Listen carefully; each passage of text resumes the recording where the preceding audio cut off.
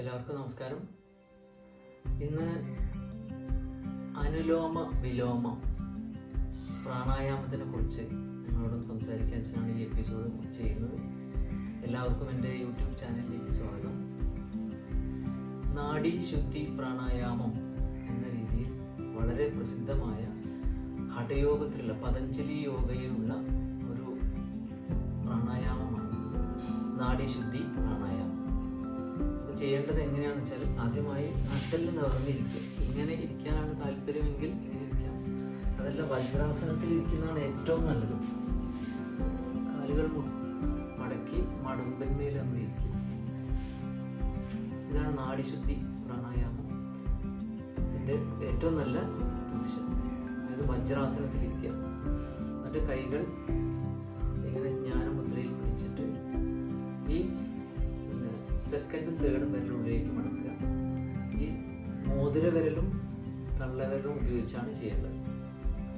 നട്ടെല്ല് നിവർന്നിരിക്കുക, കണ്ണുകൾ അടച്ചു പിടിക്കുക, വലത്ത് മൂക്ക് വലത് ഈ തള്ളവിരൽ കൊണ്ട് അടച്ചു പിടിക്കുക പുറത്തേക്ക്.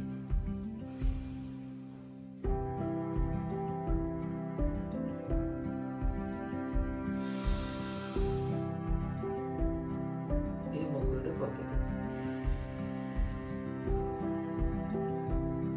ഇടത് മൂക്കിലൂടെ ഉള്ളിലേക്ക് ഹോൾഡ് ചെയ്യുക. ഇടത് മൂക്ക് അടച്ചു പിടിക്കുക. വലത് മൂക്കിലൂടെ സാവധാനത്തിൽ പുറത്തേക്ക്.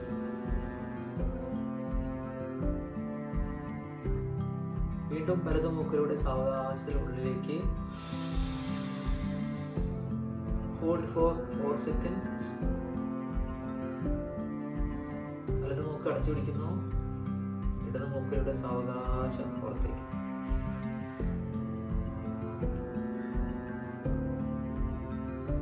വീണ്ടും ഇടത് മൂക്കിലൂടെ ശ്വാസം സാവകാശത്തിൽ ഉള്ളിലേക്ക്.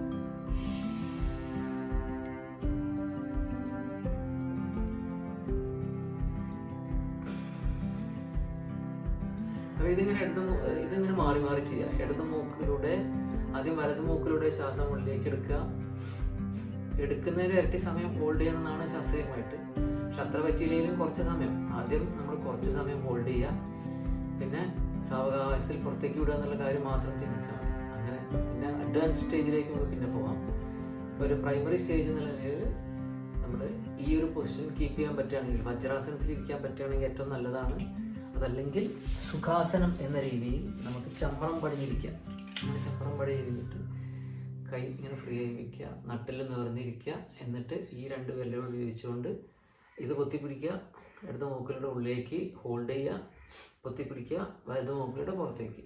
ഇത് ഇങ്ങനെ ഒരു 15 എണ്ണം ഒരു അങ്ങനെ അതിന് 10 എണ്ണം ചെയ്യാം. 10 എണ്ണം അങ്ങനെ 3 പ്രാവശ്യം ചെയ്യാം. 10 എണ്ണം ചെയ്തിട്ട് പിന്നെ ഒന്ന് റിലാക്സ് ചെയ്യുക.